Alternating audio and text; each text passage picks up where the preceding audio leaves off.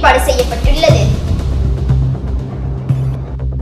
சரிமதி, அதற்கு மாணவர்கள் என்ன செய்ய வேண்டும்? சரியான கேள்வி திவ்யா.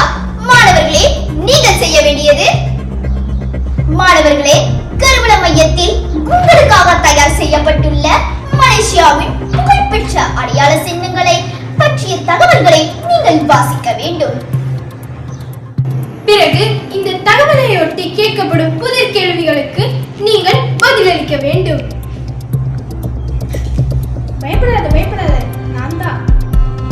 எனக்கு ஒரு சந்தேகம். என்ன சந்தேகம் திவ்யா? இந்த போட்டி எப்பொழுது நடைபெறுகிறது?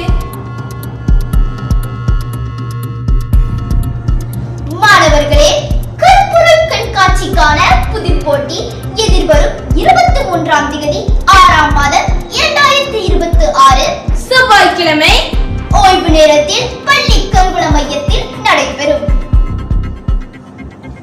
படிநிலை 1 மாணவர்கள் 9:30க்கும், படிநிலை 2 மாணவர்கள் 10:30க்கும் ஓய்வு நேரங்களில் இந்த கருவூல மையத்தில் நடைபெறும் கருப்பொருள் கண்காட்சி புதிர் போட்டியில் கலந்து கொள்ளலாம்.